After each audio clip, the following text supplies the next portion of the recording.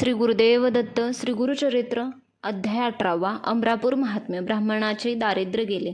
ओम श्री गणेशाय नमः. श्री सरस्वते नमः. श्री गुरुभ्ये नमः. श्री कुलदैवताय नमः. नामधारक सिद्धमुनींचा जय जयकार करीत म्हणाला, अहो गुरु, तुम्ही खरोखर संसार सागर तारक आहात. श्री गुरुचरित्रामृताने तुम्ही माझे कान तृप्त केले आहेत. परंतु तुमच्या मुखातून श्री गुरुचरित्र कथामृत कितीही श्रवण केले तरी ते अधिकाधिक ऐकण्याची मला इच्छा आहे. म्हणून मला आणखी सांगा. नामधारकाने अशी विनवणी केली असता सिद्धमुनींना आनंद झाला. ते म्हणाले, नामधारका, तुझी श्री गुरुचरणी असलेली भक्ती पाहून मला आनंद होत आहे. आज तुझ्यामुळे मला संपूर्ण श्री गुरुचरित्र आठवत आहे. मी तुला भिलवडी स्थान महात्म्य सांगितले आहे. आता पुढचे चरित्र एकाग्रचित्ताने ऐक. भिलवडी क्षेत्री काही काळ वास्तव्य केल्यानंतर श्री गुरु नृसिंह सरस्वती कृष्णा नदीच्या काठाकाठाने परिभ्रमण करीत कृष्णा संगमावर गेले. त्या स्थानाला दक्षिण काशी असे म्हणतात. तेथून पुढे ते कृष्ण पंचगंगा संगमावर आले. तेथे भक्तजनांवर अनुग्रह करण्यासाठी 12 वर्षे वास्तव्य केले. ते स्थान अत्यंत पवित्र असून त्याचे महात्म्य काशी प्रयाग समान आहे. शिवा, भद्रा, भोगावती, कुंभी व सरस्वती या प्रख्यात 5 नद्या व कृष्णा या नद्यांचा संगम तेथे आहे. या संगमात स्नान केले असता महापातकांचा नाश होतो. या क्षेत्राचे महात्म्य कुरुक्षेत्रापेक्षा अधिक आहे. तेथे स्नान केल्याने 6 प्रकारच्या महापातकांचा नाश होतो. प्रयागात माघ स्नान केल्याने जे पुण्य प्राप्त होते त्याच्या शतपट पुण्य या संगमात एकदा स्नान केल्याने प्राप्त होते. येथे अमरेश्वराचे प्रसिद्ध मंदिर असून त्याच्या दर्शनाने अमरत्व प्राप्त होते. येथे पवित्र औदुंबर क्षेत्र असून तेथे 64 योगिनी नित्य स्नान करतात. येथील संगमात अगणित तीर्थे आहेत. त्यात शुक्लतीर्थ, काम्यतीर्थ, वरदतीर्थ, प्रयागतीर्थ, शक्तितीर्थ, अमरतीर्थ, कोटीतीर्थ हे विशेष प्रसिद्ध आहेत. या तीर्थात स्नान केले असता ब्रह्म इत्यादी सर्व पातकांचा नाश होतो.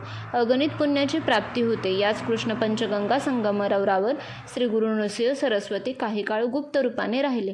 त्यानंतर त्यांचे महात्म्य सगळीकडे प्रकट झाले. त्याविषयी मी तुला एक कथा सांगतो, ती ऐक. याच कृष्णा पंचगंगा संगमावर अमरापूर नावाचे एक गाव आहे.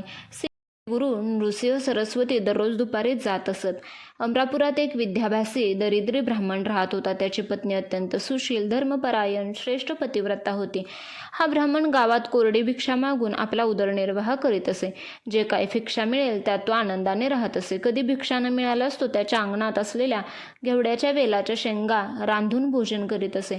त्या परिस्थितीत तो दारे आलेल्या अतिथीची पूजा नेहमीच करीत असे. त्याची पत्नीसुद्धा दारे आलेल्या अतिथीला मोकळ्या हाती परत कधीही पाठवित नसे. कोरडे भिक्षांना अतिथी सेवा व ईश्वराचे भजन पूजन या तो ब्राह्मण आपल्या पत्नीसह सुखात होता. एकदा काय झाले, श्री गुरु नरसिंह सरस्वती त्या ब्राह्मणाच्या घरी भिक्षेसाठी गेले. त्या ब्राह्मणाने श्री गुरूंना घरात घेतले. त्यांची भक्तिभावाने पूजा केली व त्यांना घेवड्याच्या शेंगांच्या भाजीचे भोजन दिले. परमेश्वर भावभक्तीचा भुकेलेला असतो. त्याला भावभक्तीने पत्र, पुष्प, फल, तोय यातले काही अर्पण केले असता ते आनंदाने स्वीकारतो. त्या ब्राह्मणाने दिलेल्या घेवड्याच्या शेंगांच्या भाजीने श्री गुरु प्रसन्न झाले व तुझे दारिद्र्य गेले असा त्यांनी त्या ब्राह्मणाचा आशीर्वाद दिला. संगमाकडे परत जाताना त्याने त्या ब्राह्मणाच्या दारातील घेवड्याचा वेल तोडून टाकला. श्री गुरूंनी घेवड्याचा वेल उपटून टाकलेला पाहून त्या ब्राह्मणाच्या पत्नीला अतिशय वाईट वाटले. ती शोक करीत आपल्या नशिबाला दोष देऊ लागली. ती म्हणाली, अहो काय आमचे दुर्दैव, त्या यतीला आम्ही असा काय त्रास दिला म्हणून त्याने आमचे अन्न तोडले, असे म्हणून ती श्री गुरूंना दोष देऊ लागली. त्या ज्ञानी ब्राह्मणाला आपल्या पत्नीचे बोलणे मुळीच आवडले नाही. तो तिला रागवून म्हणाला, तू श्री गुरूंना वाईट बोलू नकोस. सर्व विश्व त्या परमेश्वराच्या अधीन आहे. सर्व काही आपल्या प्रारब्धानुसारच घडेल.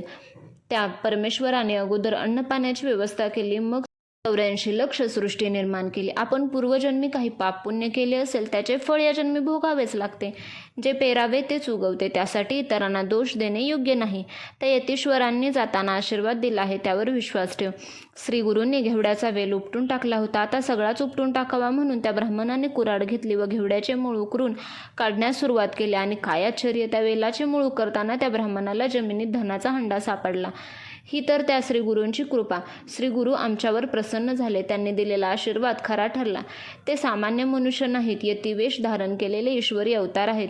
त्यांनी आमचे दैन्य दारिद्र्य नाहीसे केले असे म्हणून त्याने श्री गुरूंचा जय जयकार केला. मग तो ब्राह्मण आपल्या पत्नीसह संगमावर गेला. दोघांनी श्री गुरूंच्या चरणी मस्तक ठेवून त्यांची मोठ्या भक्तिभावाने पूजा केली. त्यांनी घडलेला सर्व प्रकार श्री गुरूंना सांगितला. श्री गुरु त्यांना म्हणाले, जे घडले ते कुणालाही सांगू नका. जर कुठे बोलला तर आलेली लक्ष्मी निघून जाईल. तुम्हाला सर्व सुखे लाभतील. तुमच्या वंशात लक्ष्मी कायम राहील.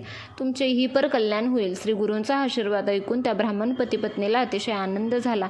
ही कथा सांगून सिद्धयोगी नामधारकाला म्हणाले, श्री गुरु नृसिंह सरस्वतींचे महात्म्य असे आहे, म्हणून त्यांना शरण जावे.